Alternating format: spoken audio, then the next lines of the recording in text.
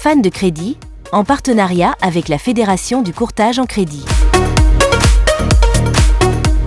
Bonjour à toutes et à tous, bienvenue sur cette nouvelle émission des fans du crédit. Aujourd'hui, on va parler d'un sujet qui peut éventuellement être amené à vous fâcher, c'est le recouvrement de vos honoraires. Et dans ces conditions-là, on va élargir le sujet pour parler aussi de tout ce qui est procédure de litige, de recours et la médiation qui va avec dans tous les cas.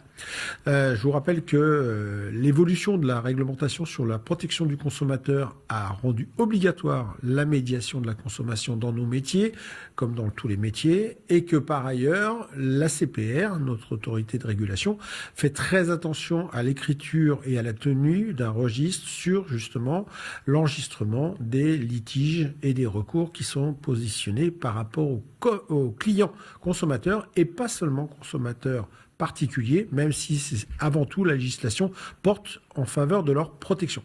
Donc, de façon à ce qu'on puisse évoquer tout cela ensemble et qu'on vous donne quelques conseils très pratiques et des retours d'expérience, j'ai le plaisir d'accueillir autour de moi Jean-Didier Auriol. Bonjour Jean-Didier. Bonjour Bruno, bonjour à tous.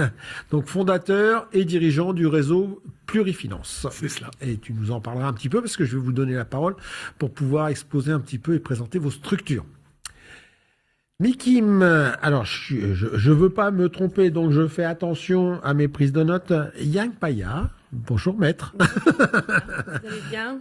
Oui, avocate médiatrice et notamment médiatrice de la consommation pour le compte de l'IEAM, institut qui aujourd'hui regroupe un certain nombre d'entreprises qui sont dans la distribution, je crois, principalement. Oui, beaucoup aussi l'intermédiation bancaire. Et l'intermédiation bancaire, bien évidemment. Et puis, Alexandre Gonzva. Bonjour Alexandre. Bonjour Bruno.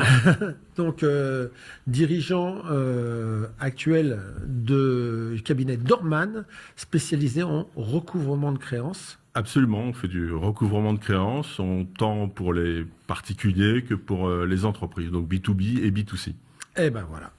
Donc comme je vous le disais, moi ce qui m'intéresse, c'est que ce métier qui a quand même des particularités, puisque à ma connaissance en France, hormis les professionnels de l'immobilier, de la négociation et les intermédiaires bancaires, je ne connais pas d'autres professions qui soient assujetties à une obligation de résultat pour pouvoir encaisser des honoraires. Donc on est bien obligé d'aller au bout du bout et de satisfaire le client. La loi nous y oblige, on s'y contraint. Ça peut même d'ailleurs être un avantage et un argument commercial. Néanmoins, le sujet derrière, c'est à partir du moment où je diffère par rapport à la somme de mes investissements et de mes charges, je diffère le revenu qui va se dégager de mon activité, mon risque est aussi suspendu au bon règlement de ces honoraires à leur issue. Dans tous les cas, cette transposition de la directive du crédit immobilier a également ajouté des missions de conseil indépendant qui sont très particuliers, puisque là, on sort du cadre de l'intermédiation bancaire au sens du Code monétaire et financier. On rentre dans ce qui s'appelle le conseil financier, et donc avec là la possibilité de faire payer immédiatement à l'issue de la prestation les honoraires qui sont affectés. Néanmoins, si on a gagné cette légitimité, c'est aussi parce que les clients ont appris à nous mettre en concurrence les uns les autres. Déjà avec les banques c'était le cas, mais pas dans tous les cas. Avec ça, la réglementation, comme je vous l'ai dit, qui est venue s'imposer. On a une période de mise en place qui, en plus, dans un contexte un peu chahuté. Aujourd'hui, on voit bien que les autorités de régulation se sont largement penchées sur le respect et du formalisme et de la méthode et des résultats. Et donc, pour en parler, on va explorer un petit peu tous ces sujets et surtout comment, d'un point de vue pratique, on peut essayer de limiter le risque au niveau des intermédiaires dans le non-paiement des honoraires. Alors, je vous ai promis de vous passer la parole pour présenter un peu vos structures. On va commencer par toi, Jean-Didier, puisque j'avais commencé le tour de table par là. Plurifinance, bon, ça commence à être connu. Oui, bonjour à tous. Alors nous sommes historiquement et essentiellement implantés dans le Grand Est. Aujourd'hui, nous sommes un réseau qui va fêter ses 20 ans, Bruno, cette année, en 2026. Et nous comptons une centaine de mandataires et d'affiliés, une vingtaine d'agences. Nous avons un chiffre d'affaires qui est essentiellement constitué par le courtage en prêt immobilier, mais nous avons aussi réussi notre diversification puisque nous avons un volume significatif en regroupement de crédit, en prêt professionnel et en assurance de prêt. Merci Jean-Didier. Donc on parlera vraiment d'un point de vue pratique de ton retour d'expérience sur ce qui peut arriver et comment ça se traite au niveau de l'agence. Voilà, c'est du quotidien, donc avec plaisir Bruno. Mikim, alors là j'ai le juridique qui vient prendre sa place avec double casquette, la casquette d'accompagnement et la casquette de médiation. Donc ça va être très intéressant de pouvoir échanger avec vous. On va présenter un peu vos activités et puis les activités au sein de l'IEAM en tant que médiatrice de la consommation. Oui, absolument. Alors, je suis déjà surtout médiatrice, puisque médiateur de la consommation, vous êtes obligé évidemment d'avoir un médiateur de la consommation. Je suis médiatrice et je suis soumise effectivement à une déontologie qui est la confidentialité, l'impartialité, le non contradictoire. Et donc, pour être médiateur de la consommation, on doit être aussi formé à la médiation, puisque un médiateur de la consommation doit être accrédité par le CESMC, donc il y a des conditions et on est accrédité aussi en fonction des matières. Et donc en l'occurrence, si je suis aujourd'hui sur ce plateau, c'est parce que je suis aussi responsable de la médiation de la consommation au sein de l'IEAM, qui est un institut d'expertise d'arbitrage et de médiation qui existe depuis fort longtemps et qui regroupe justement cette commission médiation de la consommation avec justement cette spécialisation, beaucoup de médiation de la consommation en matière d'intermédiation bancaire ou de courtage d'assurance. Voilà. Donc l'IEAM est accrédité et présente des médiateurs de la consommation qui sont eux-mêmes effectivement accrédités. Voilà. J'y reviendrai après pour vous expliquer comment ça marche. Exactement, mais j'en profite juste pour faire une parenthèse, c'est que généralement dans notre profession, les gens ont vécu cette arrivée de la médiation de la consommation comme une obligation et une contrainte. Elle a été un petit peu, on va dire, atténuée ou feutrée par le biais des obligations avec les associations professionnelles agréées en début 2022. Et désormais, ces associations professionnelles sont obligées de fournir un service de médiation de la consommation, ce qui veut dire que les professionnels sont un peu écartés de cette obligation-là puisqu'ils l'apportent au travers de leur adhésion. Néanmoins, je rappelle qu'une structure d'intermédiation bancaire peut très bien décider d'avoir son propre médiateur sans obligatoirement avoir celui de l'association professionnelle à laquelle il est agréé. Absolument. C'est une liberté de choix. L'intérêt, effectivement, de se regrouper, d'avoir ces associations agréées, c'est que, en définitive, l'IEAM signe un accord cadre avec cette association agréée et permet de faire bénéficier, à travers cet accord cadre, les adhérents de cette association au service de la médiation de la consommation. Merci Mikim, on va y revenir tout de suite un peu plus en détail. Alors, Alexandre, Dorman, cabinet Dorman, donc on l'a dit, cabinet de recouvrement de créances. Cabinet de recouvrement, absolument, fondé à la fin des années 50, c'est une affaire familiale. Et donc on traite des dossiers de recouvrement, pour vous donner un ordre d'idée, on traite environ 35 à 40 000 dossiers par an. C'est énorme. Voilà, c'est énorme, donc il y a des dossiers de tout type. Ce sont des dossiers en B2B, mais aussi beaucoup de dossiers en B2C contre des consommateurs. Et de la même manière que les intermédiaires de crédit, on a l'habitude d'être rémunéré au résultat. Donc par un pourcentage sur les sommes récupérées, c'est pas une obligation légale, mais c'est vraiment une habitude dans la profession. Oui, parce qu'il y a des cabinets de chez vos confrères qui, quelquefois, prennent quand même une partie d'ouverture de frais de dossier d'ouverture. Alors, ça peut arriver, notamment sur des dossiers, je dirais, entre commerçants et pour des sommes relativement importantes, quand on envisage une procédure judiciaire. Quand je dis relativement importante, c'est plusieurs dizaines de milliers d'euros. Pour des dossiers, je dirais de moins de 10 000 euros, l'habitude, c'est vraiment de travailler au résultat avec un pourcentage sur les sommes récupérées. Donc, ce qui veut dire que c'est extrêmement vertueux parce que le client et la société de recouvrement sont tous les deux dans la même direction, je dirais, dans le même bateau pour obtenir le résultat et le recouvrement de la somme. Parfait. Merci à vous d'avoir exposé un peu qui vous étiez. Alors, on va rentrer dans le vif du sujet. Je vais passer la parole à Mikim par rapport à ça. On va faire un petit peu de rappel quand même sur ce qu'est, parce que, comme je l'ai dit, c'est une obligation aujourd'hui légale depuis déjà quelques... Ouais, c'est 2016, 2018, ça. Oui, quand même. Oui, c'est ça. Hein. Et du coup, moi, je constate encore des lacunes. Alors, le fait que les associations professionnelles soient tenues de fournir ce service-là, du coup, réduire le risque de ne pas l'avoir pour le compte des clients. Mais est-ce que tout le monde s'en empare vraiment? Et surtout, ça correspond à quoi la médiation? Parce que aujourd'hui, je pense qu'il y a beaucoup de gens, moi, il n'y a pas si longtemps que ça, j'avais encore des franchisés qui me demandaient s'ils pouvaient solliciter la médiation de la consommation pour leur point de vue. Je dis non, la médiation de la consommation, c'est pour le consommateur. Donc, un petit rappel de tout ce qui se passe, de tout ce que les intermédiaires en crédit doivent faire par rapport à tout ça. Alors déjà, ce qu'ils doivent faire, c'est effectivement avoir un médiateur de la consommation. Que ce soit à travers une association qui a choisi un institut comme l'IEM, ou alors ça peut être aussi des médiateurs de la consommation qui sont accrédités par le CESMC. Pourquoi ? Parce que si vous n'avez pas de médiateur de la consommation, vous entraînez la nullité de votre contrat. Donc c'est extrêmement grave. Donc ça, beaucoup de personnes ne savent pas, que ce soit d'ailleurs dans le secteur de l'intermédiation bancaire que dans tous les autres secteurs. Il faut avoir un médiateur de la consommation. Alors, qu'est-ce que c'est la médiation de la consommation ?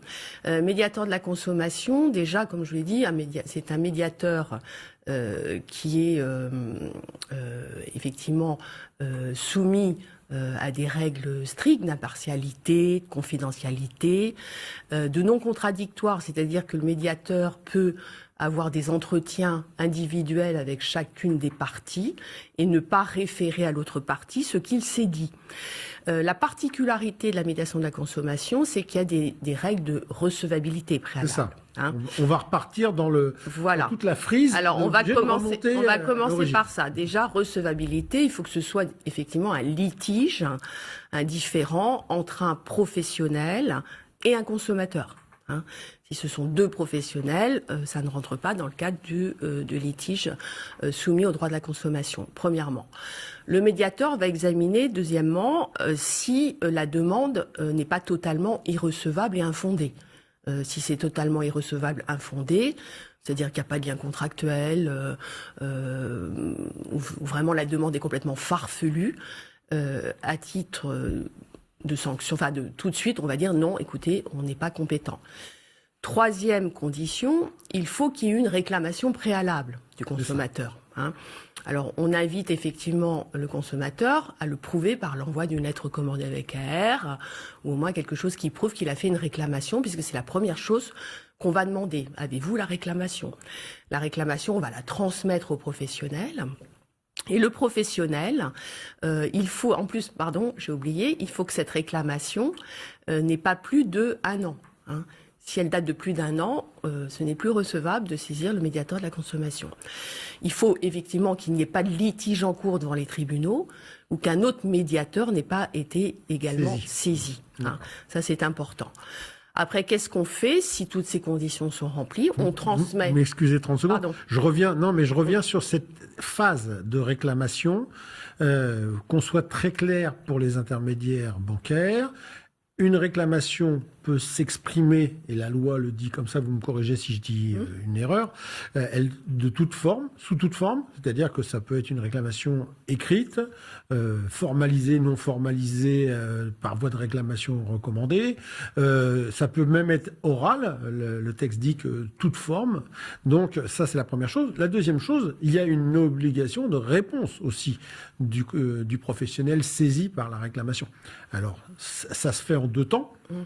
Soit une lettre d'attente, c'est ça? Vous Absolument. corrigez. Je vous laisse revenir sur le sujet. Oui, c'est-à-dire qu'effectivement, il faut que le professionnel ait répondu.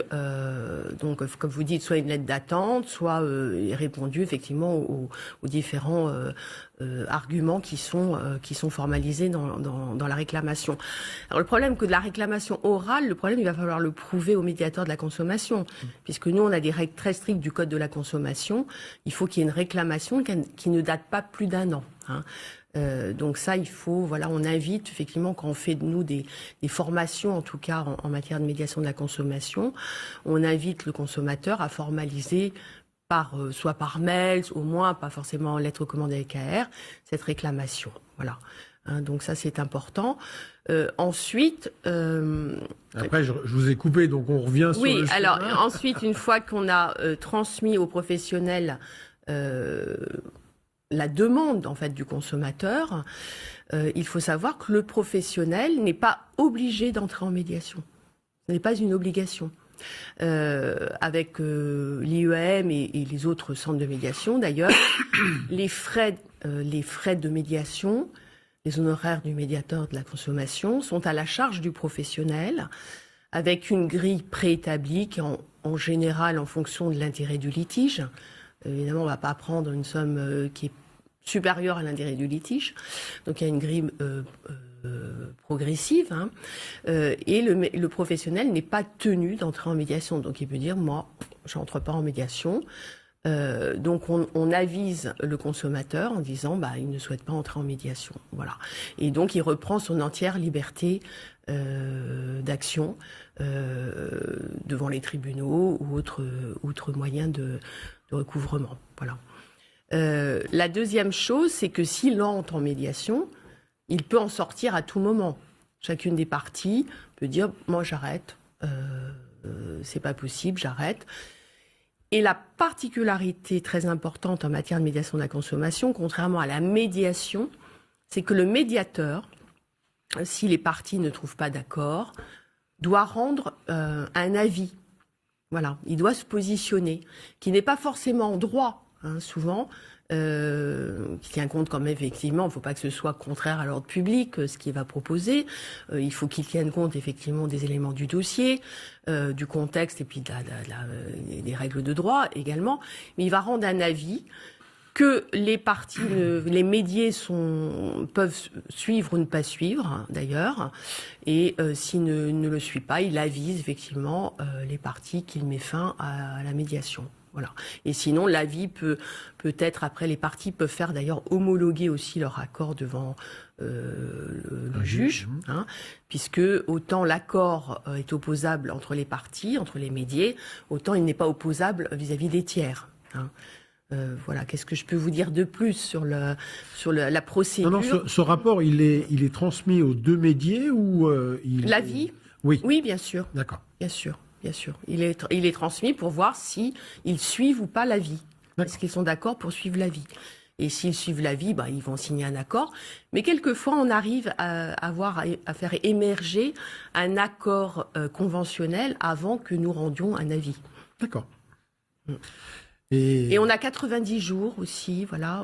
Pour restituer. La célérité aussi de la médiation de la consommation, l'intérêt.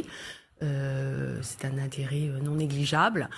C'est qu'on sait où on va. En tout cas, il y a des délais pour mettre fin à cette médiation qui ne va pas durer vitam aeternam.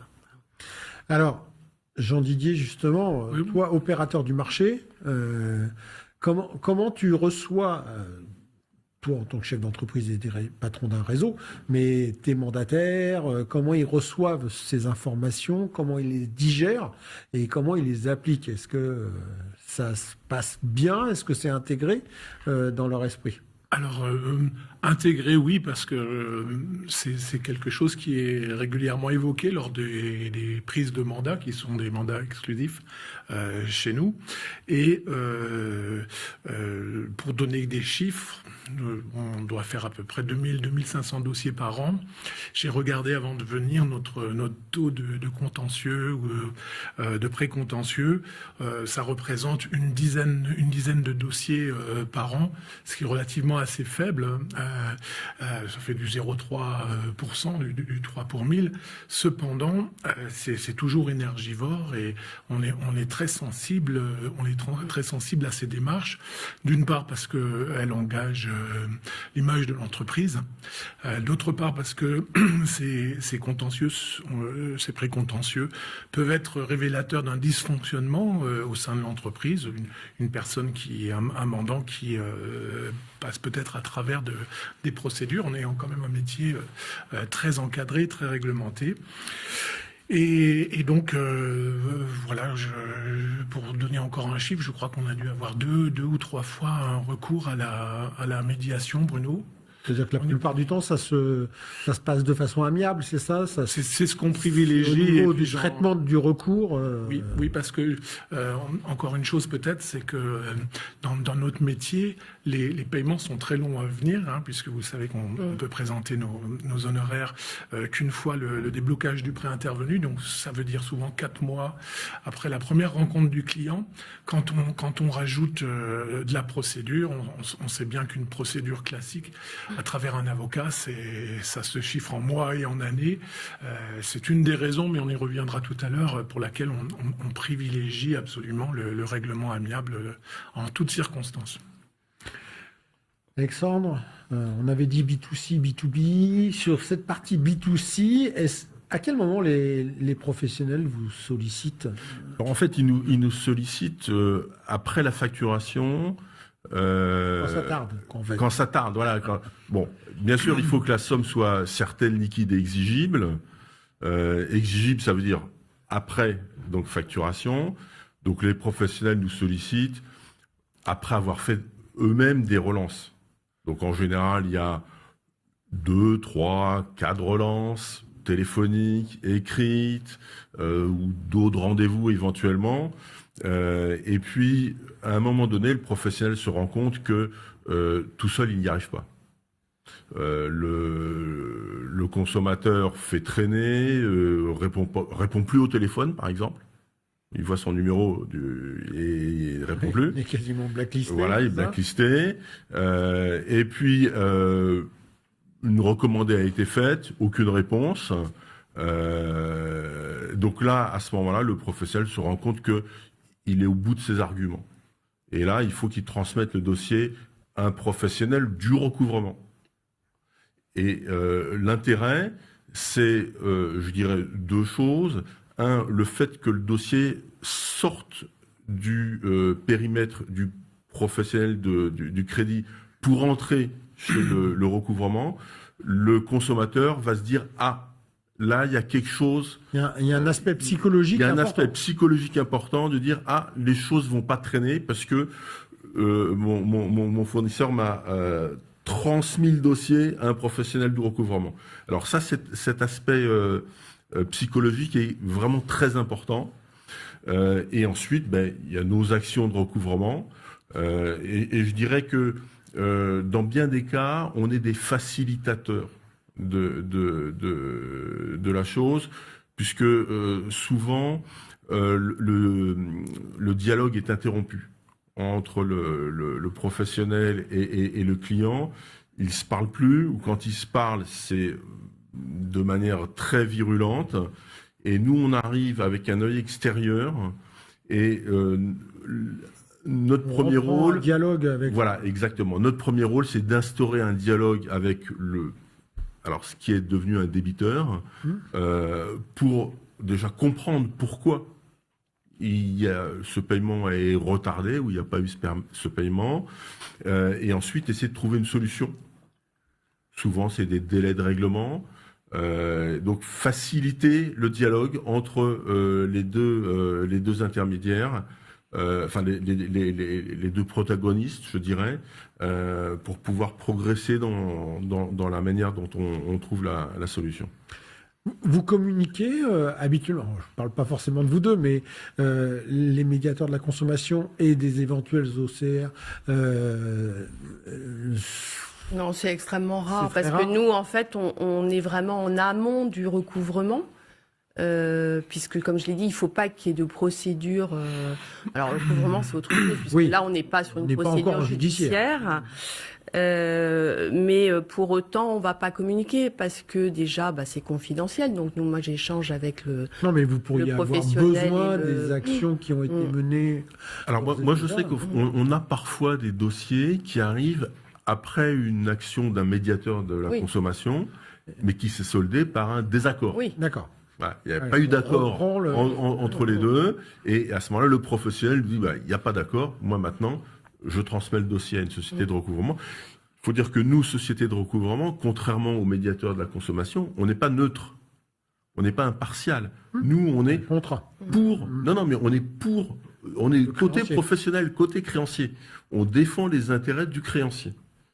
Hein, voilà. Donc on a une action, je dirais, un peu plus virulente, même si on est obligé comme je le disais, de garder le dialogue. Bien sûr. Hein, voilà. Ça c'est hyper important de conserver le dialogue, instaurer un dialogue avec le débiteur. Alors, question juste technique et pratique.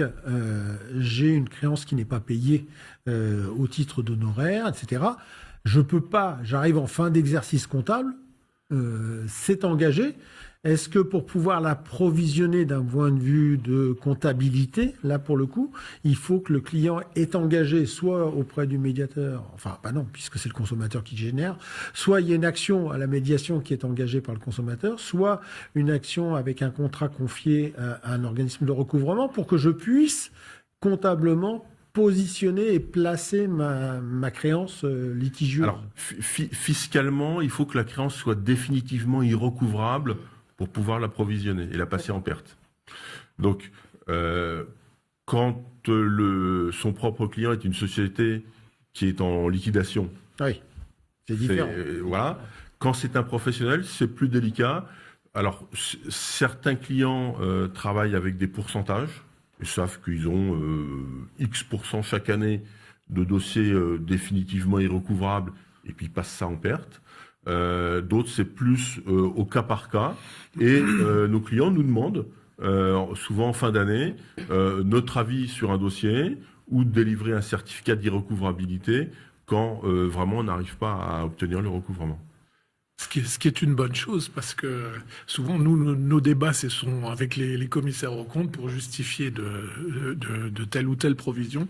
Et effectivement, d'avoir une attestation d'un professionnel comme vous, c'est une solution Oui, ça c'est simple absolument. et efficace. Ouais. Alors, on a vu que, moi j'ai eu l'occasion de discuter avec les associations de consommateurs, les principales, toutes m'ont toujours dit, et encore une il y a quelques mois, le sujet au niveau des réclamations pour plainte de consommateurs, je ne parle pas des entreprises là pour le coup, mais exclusivement sur les consommateurs particuliers, elles ne visent pas les courtiers. On ne représente même pas 1 pour 1000 de ce qu'elles reçoivent et de ce qu'elles ont à traiter. On va s'en réjouir, parce qu'a priori, soit c'est traité en amont et on va pas jusque-là, soit, dans tous les cas, il y a du métier qui est bien fait. Mais est-ce que cette évolution de la juridicarisation de la relation entre un professionnel et un consommateur, et encore plus entre deux professionnels, elle est, Jean-Didier, est-ce que tu vois une évolution de ça ? Est-ce qu'on a de plus en plus rapidement des mauvais payeurs ou des mauvais professionnels qui tombent dans ce sujet du schéma et du canal, du tunnel de la réclamation et du recours? Alors, ce qu'on a vu émerger, c'est plutôt la mise en cause du courtier sur le fait d'avoir pris un mandat qui ne s'avérerait pas être au bon montant et que l'acheteur veut se rétracter et n'ayant pas d'autre moyen que de se retourner contre la banque ou le courtier, voilà, on fait partie des personnes recherchées en responsabilité. Donc ça on sent que ça progresse légèrement. Donc on rend très attentif nos mandataires au respect strict, à l'euro près de la prise de mandat qui doit correspondre aux écrits du compromis de vente. Ceci étant dit, et tu parlais de chiffres avec ce 1 pour 1000, rétrospectivement, on va pas faire de coquetterie sur notre âge, hein, Bruno, mais si on regarde les 40 dernières années, c'est surtout le devoir de conseil en assurance où est recherchée la responsabilité du courtier, plutôt que stricto sensu sur le montage ou sur le financement propre. Maître Oui, je confirme effectivement. Alors on a très peu de demandes en ces matières. Je confirme également que quand il y a des demandes, les professionnels veulent entrer en médiation, ce qui est une bonne chose. Et que la deuxième chose, c'est surtout effectivement des litiges liés à un manque de devoir de conseil. Voilà. Devoir de conseil et devoir d'accompagnement, peut-être aussi quelquefois, qui est évoqué, en tout cas. C'est évoqué. Non seulement il n'y a pas ça, mais en plus, il n'a pas tenu au courant, etc. etc. Est-ce que c'est pas l'élément le plus difficile à prouver, le manque de conseil? Après, il y a le résultat. Quand je dis manque de conseil, ça peut être aussi sur une fiscalité, sur un montage sociétal aussi, des choses comme ça. Oui, je peux donner un exemple sur notre dernier précontentieux, Bruno. Voilà un client qui nous confie la mission de rechercher son financement de 500 000 € que nous lui obtenons, et le client souhaite avoir des modalités de remboursement anticipé. Ce que nous lui obtenons également, donc des remboursements anticipés sans frais. Sauf que dans cette banque en particulier, alors que dans les banques mutualistes, bien souvent, c'est des choses qui sont discutables et modulables, la condition, c'était que le remboursement anticipé sans frais représente au moins 10% du capital emprunté. On se refait un petit exercice, 500 000, ça voulait dire que le client pouvait rembourser sans frais 50 000 €, ce qui est une somme. La banque a dit oui, les 50 000 €, vous pouvez les mettre progressivement de côté et les mettre et faire un remboursement d'un bloc au bout d'un an, de 2 ans. Et là, le client n'a pas accepté et nous recherche en responsabilité en disant oui, vous deviez m'en informer, vous n'avez pas été complet dans votre conseil. Et donc sur cette situation-là, on a transigé sur le montant des honoraires, sachant que encore une fois, pour nous, ça serait bien d'avoir un avis extérieur comme celui que vous proposez, maître. Simplement, voilà, c'est encore une fois, c'est rajouter 90 jours. La somme, on peut peut-être l'évoquer, n'est pas très importante. Généralement, chacun considérera le mot important à cet égard, mais on est sur des interventions entre 300 et 500 €. Je suis dans le juste? Non, alors non. Ah, je suis pas dans le juste. On est plutôt sur 2000. Ok, d'accord. Là, vous parlez des honoraires du médiateur? Oui. Ah oui, absolument. Oui, voilà. Non, je parlais des litiges. Non, des litiges. Oui. Non, en l'occurrence. Alors, on va pas rentrer dans le détail du truc, etc. Là, pour le coup, le client...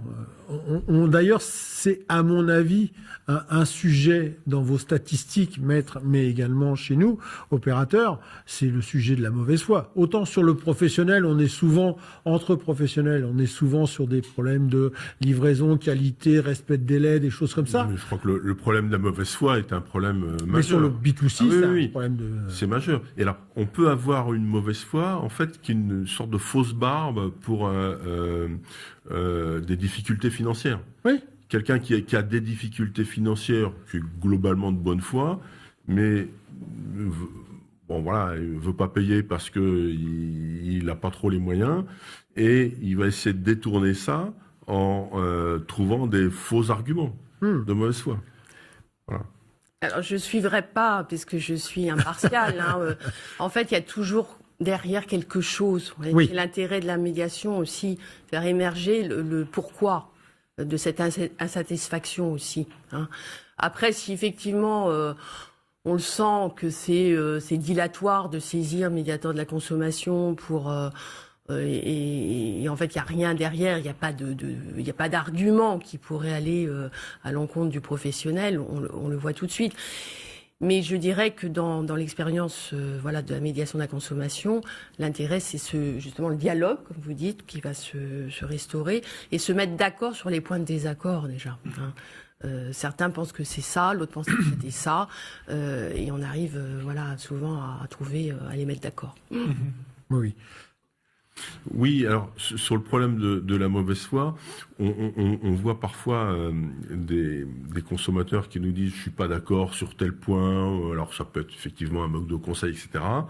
On discute, et puis à partir du moment où on leur propose un règlement en 5 fois, par exemple, on sent que le comportement change et que le problème qui avait été soulevé a tendance à disparaître comme par magie. Donc ça, c'est vraiment assez caractéristique d'une personne qui a une mauvaise foi, je dirais, un petit peu limite, quoi. Après, si le résultat final est pour le professionnel quasi à l'identique, enfin en dehors des frais que ça lui a coûté et du temps qui est de l'argent, je rappelle selon l'adage, en l'occurrence, ça c'est un moindre mal. Le sujet dans la mauvaise foi, il est dans effectivement j'obtiens ça et puis quelque chose qui est de ma responsabilité, c'est-à-dire de lire les conditions générales d'une offre de crédit de la banque. Le courtier effectivement peut potentiellement superviser, essayer de se prémunir de ça en prévoyant des rendez-vous préalables à la réception de l'offre de prêt, parce qu'on est beaucoup Tout le souvent... monde fait. Bah oui, aujourd'hui, on le préconise. Maintenant, de ne pas voir que la ligne 14 dans la linéa 3 de l'article 15 a pas été évoquée en détail, ça c'est toujours plus compliqué. En l'occurrence, le client signe quand même qu'il a lu et pris connaissance des éléments et qu'il a signé en conséquence de quoi. Maître, sans trahir le secret là-dessus, est-ce qu'il y a une hiérarchie ou une prépondérance de certains motifs qui amènent les consommateurs à solliciter le recours à la médiation ? Je pense que c'est l'insatisfaction de l'accompagnement. C'est ça, en fait, ce sentiment, je ne dis pas que c'est justifié, le sentiment de ne pas avoir été, justement, comme vous l'avez dit, suffisamment accompagné, conseillé en amont sur les conséquences du prêt, sur les clauses du prêt, sur le montage qu'ils auraient dû faire. Alors, quelquefois, ça dépasse totalement, effectivement, les engagements du professionnel. Du professionnel, Alexandre, à ce niveau-là, tu as aussi une sorte de oui, alors classement. En regardant des dossiers là ce matin, je voyais qu'il y avait des problèmes de résiliation de contrat qui avaient été mis en jeu. Et des consommateurs qui disaient je refuse votre facture parce que j'ai résilié le mandat avant. Alors, question, est-ce que c'était dans les temps, pas dans les temps? Est-ce que le motif de résiliation était justifié ou non? Oui, voilà, c'était un des sujets qui était sur la table. Alors, oui, j'ai envie de dire, tu voulais rajouter quelque chose? Oui, rajouter aussi que ce qui nous a beaucoup aidé, c'est quand on est passé au mandat exclusif. C'est-à-dire que quand on travaille pour un client, on lui dit, on va vous rechercher toutes les solutions financières, les plus intéressantes, les plus optimisées. Vous nous donnez les clés du camion. Par contre, on va travailler aussi avec votre banque. Et vous nous déléguez complètement la mission. Et depuis ce jour, on a noté une baisse de nos réclamations, de nos précontentieux, parce que les clauses sont claires et nous également on n'est plus en porte-à-faux. On ne sert pas de faire valoir de lièvre comme on dit dans l'adage, mais voilà, ça a été pour nous une belle étape pour aussi dans le rapport avec les consommateurs sur la clarification de notre mission. Alors, j'ai déjà programmé, moi, une autre table ronde avec spécifiquement sur ce sujet du mandat exclusif, ou pas exclusif, illusoire, pas illusoire. Parce que aujourd'hui, la difficulté, c'est que le code de la consommation sur le contrat ou le droit sur les contrats, le droit des contrats prévoit effectivement cette clause d'exclusivité. Elle n'est pas reprise dans le code monétaire et financier. En tout cas, elle n'est pas clairement explicitée. Donc, on est sur une zone de flou qui n'est pas toujours très évidente, notamment où on a des différences d'appréciation quand on arrive au système judiciaire. On arrive à des systèmes de différenciation dans les décisions et dans les délibérations des juges. J'évoquais la notion d'empilement des réglementations qui se mettent en place, etc. Est-ce qu'on a, notamment comme dans la grande distribution par exemple, une forte montée de certains comportements de consommateurs qui sont prêts, on utilise la mauvaise foi, mais parfois simplement pour négocier. Est-ce qu'on est sur une sorte de chantage? Moi, j'ai entendu en tant que professionnel, j'ai quand même entendu des choses parfois qui étaient assez incroyables, et ça remonte déjà à 4-5 ans. C'était, vous prenez cher, visiblement vous avez trouvé une solution en 2 jours, visiblement ça vaut pas le montant de vos honoraires.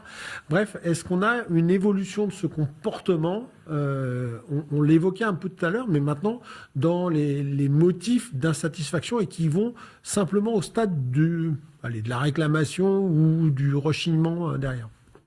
Je retiens ce que nous disait notre avocat, c'est effectivement sur le podium, c'est le supposé défaut d'accompagnement qui occupe qui est en tête de liste. Et quand tu dis accompagnement, excuse-moi, quand tu dis accompagnement, c'est quoi? C'est parce que je vous ai vu qu'une fois, c'est parce que vous m'avez pas tenu au courant, c'est parce que vous étiez pas présent au rendez-vous avec la banque, c'est tout ça, c'est toujours la situation où l'artisan il règle quelque chose en 10 minutes, ce qui prendrait 10 heures à un particulier, voilà. Donc oui, on a cette montée, on l'a pas évoqué en B2B avec puisqu'on fait aussi du courtage pour les professionnels. Il y a des professionnels qui nous disent non, mais voilà, en 2 jours vous avez trouvé une solution pour le financement de mes panneaux solaires. J'ai un exemple en tête. Et le client, présuppose que c'était trop rapide et trop simple à ses yeux. Et là, on est complètement dans des choses qui relèvent de la subjectivité. Je veux dire, dans le recouvrement, on est parfois confronté exactement au même problème. Quand on résout un dossier de recouvrement trop vite, nos clients nous disent « non, vous ne méritez pas vos honoraires, vous l'avez fait trop vite ». Donc, et parfois, on est amené à ralentir un peu le rythme du démarrage de nos actions pour que ça soit pas trop rapide. On est en train de rendre hommage à un de nos anciens présidents actuellement qui nous a bien appris qu'il fallait donner du temps au temps, et vous avez parfaitement raison. Je ne vais pas rentrer dans ce sujet-là. Dans l'occurrence, on évoquait cette notion de réclamation. J'appuyais sur un sujet qui m'est particulièrement cher parce que je l'ai développé, je l'ai vulgarisé au maximum dans les enseignes où je suis passé. C'est la notion de formalisation des échanges et des engagements qu'on prend les uns les autres. Maître, est-ce que c'est quelque chose qui est dans ce que vous voyez, qui est aussi un élément de carence par rapport à ça? C'est-à-dire qu'on parlait d'absence de suivi. Moi, j'entends beaucoup de gens qui, quand même, passent leur temps au téléphone avec leurs clients, mais il n'y a pas de formalisation par un mail derrière ou quoi que ce soit. Ça fait partie de l'ensemble du ressenti des consommateurs qui font appel à la méthode. Oui, je me répète, effectivement, c'est un peu ce ressenti. Alors après, l'intérêt de formaliser les échanges, parce que, comme vous le dites, il y a beaucoup, qui passent beaucoup de temps en ligne. Et puis, si c'est pas formalisé à l'issue de l'entretien téléphonique, on n'a pas la preuve, effectivement, qu'il y a eu ces échanges.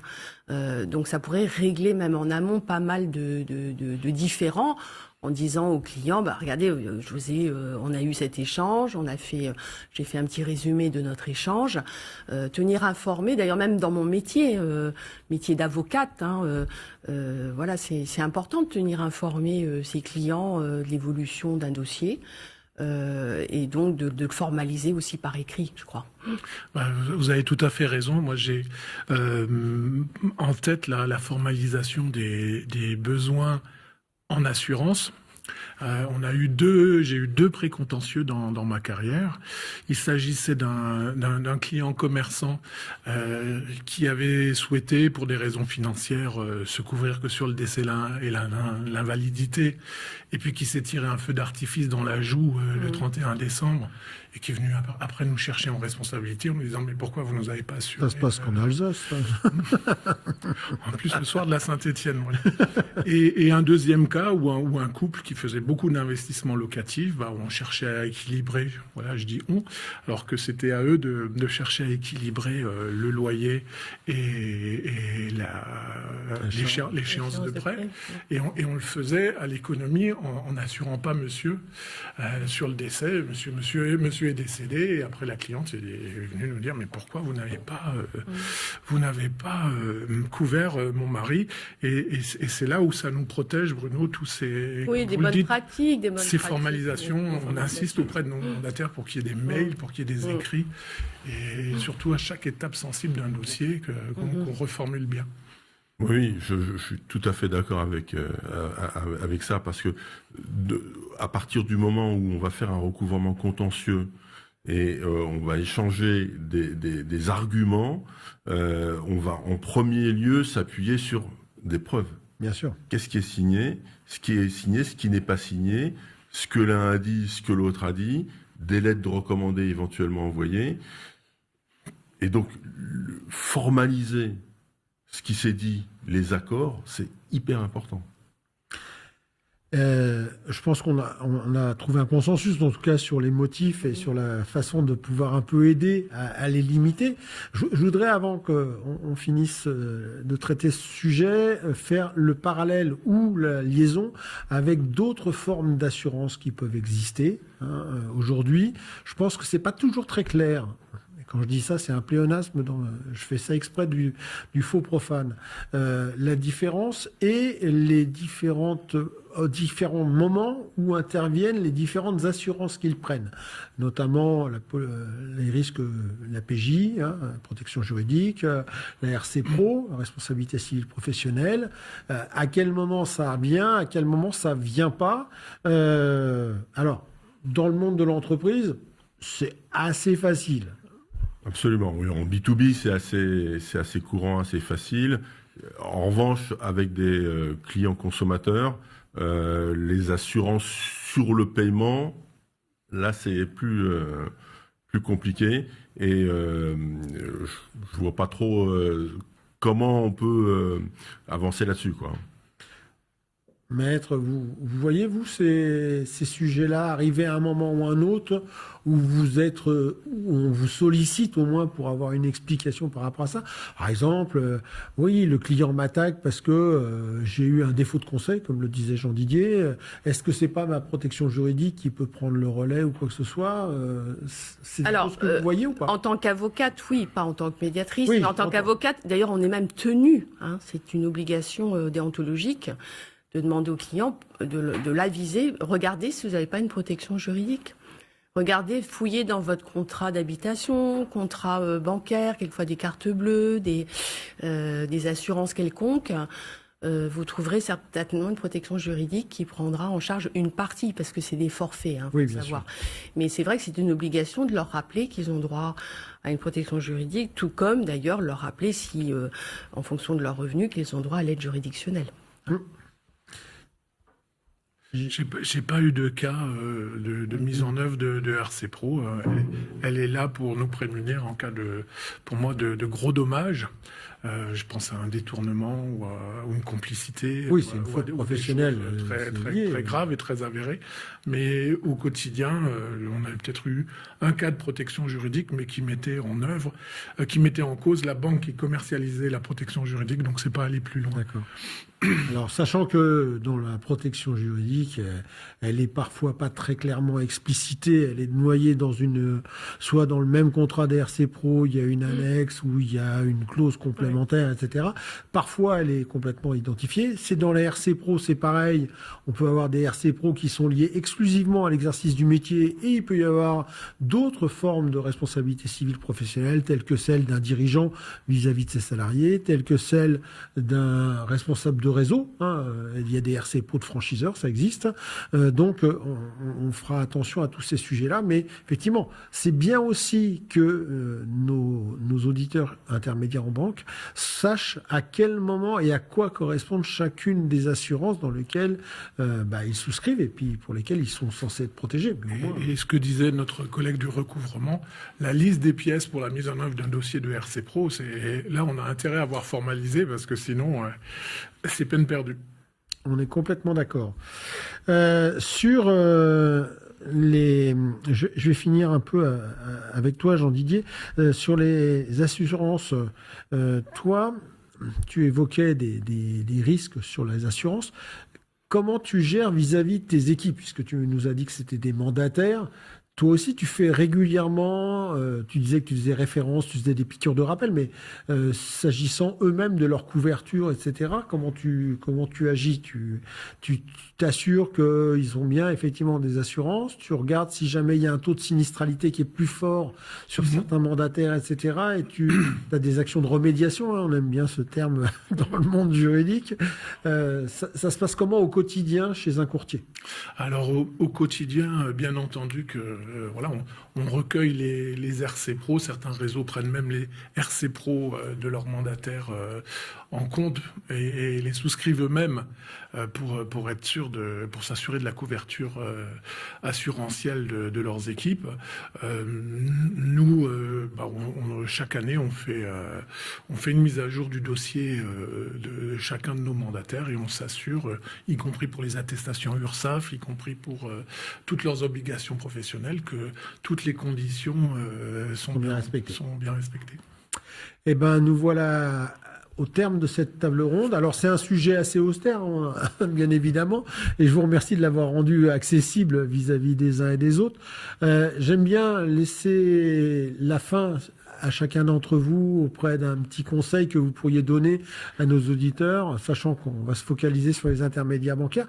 Si vous deviez leur donner un conseil ou insister sur un sujet important pour essayer de réduire ou de limiter le nombre de recours ou le montant de ces recours, qu'est-ce que vous leur diriez, Jean-Didier ?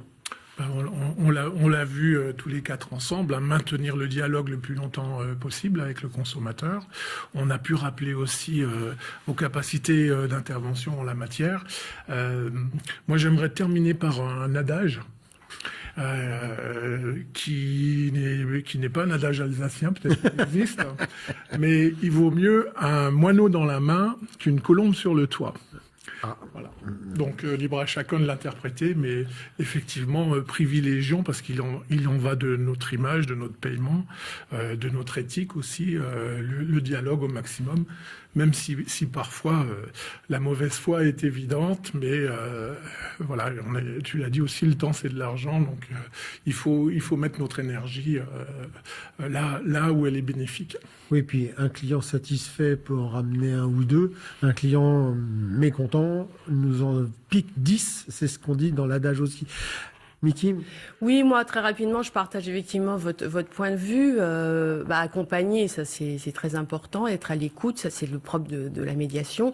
Et puis, comme on le dit toujours, puisque vous dites les adages, on dit souvent il vaut mieux un petit accord qu'un beau jugement, et vous avez votre énergie et votre réputation en jeu. C'est important de effectivement donner toute votre énergie à votre métier plutôt qu'à des procédures longues et coûteuses. Voilà. Et surtout au moment où tous ces blogs, ces indices de satisfaction clientèle. Oui, puis ça, vous passez à autre chose. C'est l'intérêt aussi de la médiation, de restaurer ce dialogue et puis passer à autre chose. Alexandre, le mot de la fin ? Oui, je pense que sur les dossiers d'impayés d'honoraires, plusieurs points. D'abord, il faut les traiter rapidement. Il ne faut pas les enterrer, il ne faut pas les oublier. Il ne faut pas non plus penser que le client va payer tout seul si on ne fait rien. À partir du moment où on a déjà fait plusieurs réclamations recommandées, le client ne va pas se réveiller 6 mois après pour payer si on l'a oublié. Voilà, je pense que ça, c'est les deux points les plus importants. Eh bien, écoutez, merci pour vos conseils avisés et experts. En l'occurrence, merci aussi d'avoir consacré un peu de temps à cette émission. Pour ma part, je vous souhaite, chers auditeurs, chères auditrices, une très bonne fin de journée. Et puis, à très bientôt sur une prochaine émission des Fans du Crédit. Fans de Crédit, en partenariat avec la Fédération du courtage en crédit.